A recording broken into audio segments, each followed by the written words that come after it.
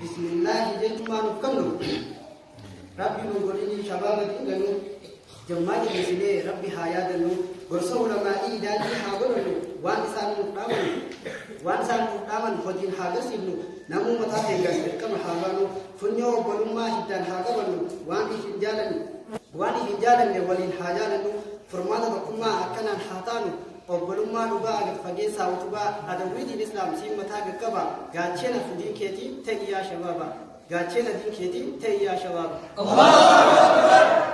assalaamu alaykum obboleeyyan islaamaa yoo yaadattan irraa guyyaan kun hujumma khayriilee hedduutu keessatti argamaa mee nuti saammachuuf irra wal dorgomaa suuraa hafqaramuuf zikrii heddummeessuu akka rabbi barraa khayrii nuuf galmeessu tana wanni ni narra isi yaadachiisu galataa fi faaruun kan rabbii ol tahe alhamdulillahi kana siinu gahe rabbii nu haa godhu warra fadhii moohe kana sirraa fagaate khayrii meeqa dhabaa adawwiitiin islaam siin mataa gaggaba gaachena diin keetii ta'ii yaa shabaaba gaachena diin keetii ta'ii yaa shabaaba turbe qaamaa qalbii gamadiin deebisu ani gama kiyyaan hin dhiisu waa si yaadachiisu Kondee dammeessinee tokkummaanis timsu lubbuu teenya qabnee diiniif dirqisiisu irree takka taanee adawwiitiin islaam ifirraa faccisu ifirraa hisdiis diin maqaan fakkeessu filannoo maal godhatta diinitti jallisu adawwii yeroo fatteessuma wal fichisiisu osoo nuti jibbuu quraana dubsiisu waan garaas nyaatu irrattis dhiichisu yoomuma malaafa kan diin islaam shabaaba yaachisu amantaan tuqamnaan diinus nuni agarsiifna jibba adawwiitiin islaam siin mataa qaqqaba gaachena diin keetii ta'ii yaa shabaaba gaachena diin keetii ta'ii yaa shabaaba amantii muslimaa aqiidaan hiranii duraanuu mootummaan kan jiraatu malaale muslima balleessuu dhabee kaayyoo isaanii akka nuti hin jiraanne istiraateejii baasanii shiiraas nurrattatan hogguu deddeebisanii nuu callisee eegan warkanii tiiti sagantaan qabni ta'uu hubatanii siyaasaa dhajan masjiida gubanii silaa kajanaa ta'e musan fagoo sallamanii kana qofaa miti baajataas ramadanii oolee osoo bulle bakka deebisanii torbee guutuu dubbatan ajandaa godhanii garuu keenya taanaan firra laaffisanii hanga yoom illaati jarri nurra sirbaa adawwiitiin islaam siin mataa gaqqaba gaachena diin keetii ta'ii yaa shabaaba gaachena diin keetii ta'ii yaa shabaaba dhiiroo shabaabinoo maalumaan qallisee duraanuu yaadaan adda fageesse akka nuti tokko hin taasise jarri asaayintii akkaanuu baay'isee dubartiin manguddoolee siyaasaan qabaasee dargaggoo fi ijoollees kanuma dubbatti numaa guyyaa dannu waa'ee keenyaati teenyee qinxaadhu dhawwan mootummaati hoggaa nuti asii diin darbii moggatti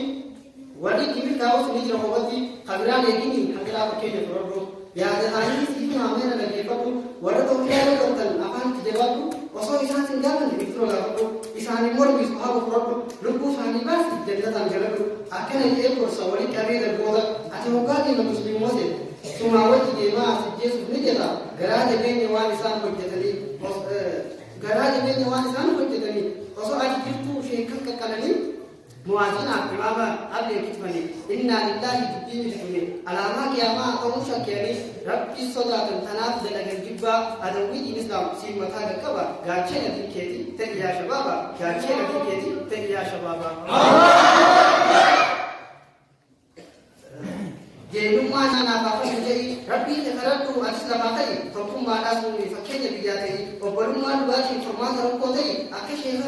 keenaas sanitti jecha gochaan agarsiisi humna islaamummaa jala agarsiisi diin keetu qabnaan waa hunda agarsiisi seedaanii jirtan adawwii jechisiisi waan biyya amantii ta'eetii mul'atu diinirraan beeksisii gahee kan kee ba'adhu ifirratti jibbini diin kan kee jaaladhu ibaadaa baay'isi imaana horadhu rabbii fayyadamee ergamaa jaaladhu harka ol qabee du'aa'ii baay'isu amantii keenya lubbuurra jaachisu rabbii haa qabamsiisu warra islaamaaf qabu jibbaa adawwiitiin islaam siin mataa gaqqaba gaachena diin keetii ta'ii yaa shabaaba gaachena diin keetii ta'ii yaa shabaaba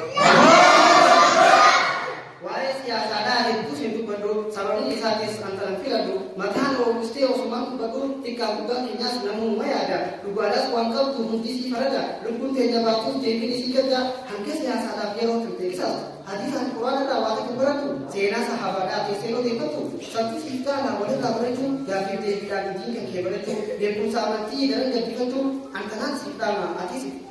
yaadachuu sheekanis ni qabna wiirraayis barachuu ustaazan keenyarraa daawwaa dhaggeeffachuu namuu qalbii gammatiin deeffachuu karatti wal qabdeeffannee furmaata barbaannaa dargaggoota jaallee obbolummaa dhaabna tokkummaa jechuuf dhiisu waliin numaa hundi koytuuf akka yaadessanii ilmoon teenya rabbii isaa hunda qaba adawwiin islaam siin mataa qaqqaba gaachee natii keetii ta'iyyaa shabaaba gaachee natii keetii ta'iyyaa shabaaba